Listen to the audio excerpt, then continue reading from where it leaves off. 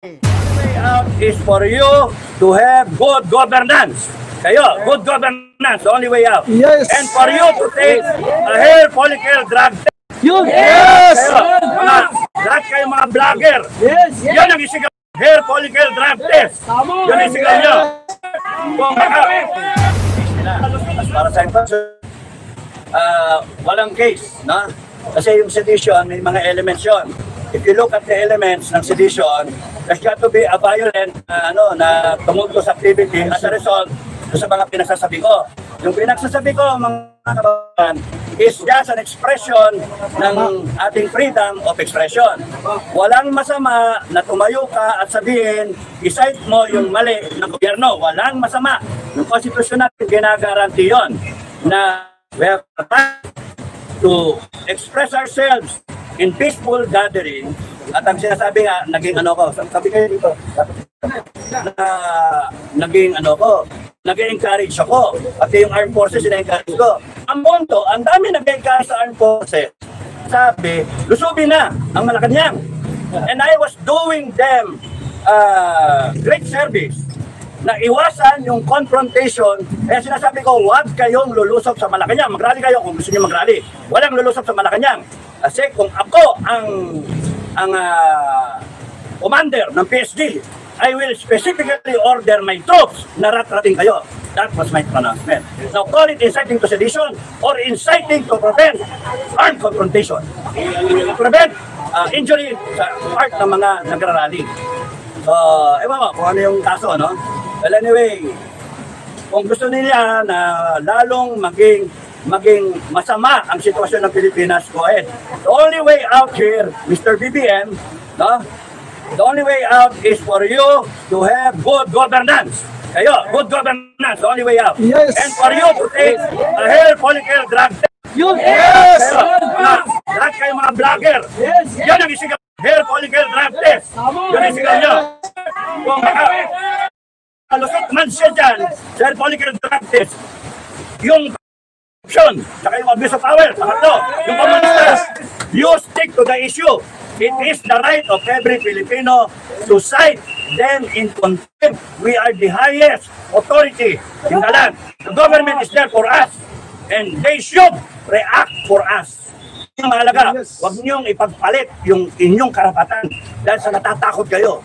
The Constitution is there. We, the sovereign Filipino people, we Filipino people. Ang mas mataas lang sa atin ay Diyos. Imploring the aid of Almighty God. Order to establish.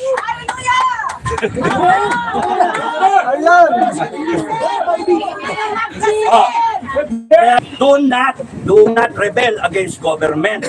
You just express to the government, oy, mali kayo. Ano ba kayo? Sinusweldo namin kayo eh. Diba? AFP, ano ba? Protector of the people, ano ba? PNP, ano ba? Uphold the, serve and protect, ano ba? Binabayaran natin lahat. Kasi pag ang taong bayan na nagalit at in-exercise yung right natin as a people, doon kayo matakot sa taong bayan. Yun yung akin. Maraming salamat sa inyo. Yes! Maraming salamat. Mabuhay ka. Kanado! Wow. Tama naman lahat. Uri lang FGN na magsusuporta sa taong bayan.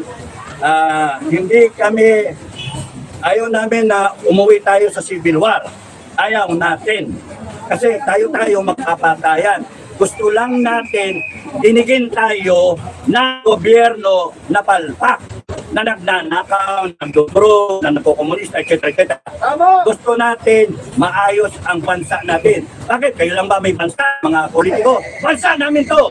Kaya dapat magaya kayo. Good of the Filipino people. Do ordain and promulgate this constitution. Yung power ninyo, pinahiram lang namin. Alam po kami, pinatapo lang ang langaw. And then, kayo ngayon ang mayabang. You better learn how to follow and serve the Filipino people. You learn how to protect the people, how to follow the Constitution. Kasi kayong kaya ayoko magpolitiko, mga kababayan. Kasi mababang uri ang politiko. Ito ka. Ito yung konstitusyon. Ito yung presidente, down the line, lahat yung politiko na. Nandito ka, taas-taas ng pedestal ng taong bayan. Yun yung power natin. Umiram lang lahat sila. ng kapangyarihan. Yung power ng presidente mag-declare ng martial law. Yung power ng presidente mag-declare ng martial law, hiram lang yon sa atin. Yung power ng judge na mag-decide ng kaso, hiram lang yon sa atin. Yung tao pwedeng magtayo ng People's Court, magtayo ng People's Congress, magtayo ng People's Audit. Pwede natin i-audit lahat yan. Ang problema, hindi ninyo alam ang karapatan ninyo.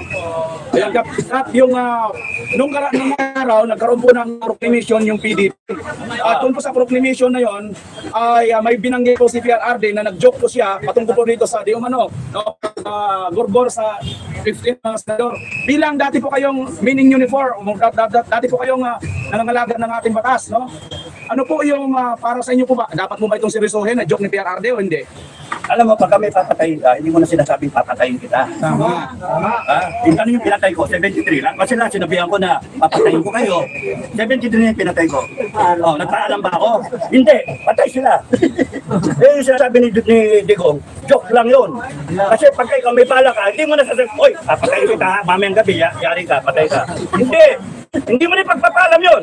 Basta malalaglag kami in my profession. Pagka nagbilang ako, 6 na buwan ka, patay ka na. 6 na buwan. Ako lang nagsasabi nun. Masabihan ko yung tao ko, 6 na buwan na lang buhay mo. And binibilangan ka na, 6 na buwan. Bibigay ko yung dosin mo dito sa tao ko. Yun yung 6 na buwan. Yun na lang buhay mo. That's how it's done. Hindi yun. Papaalam ko, tatakutin yun.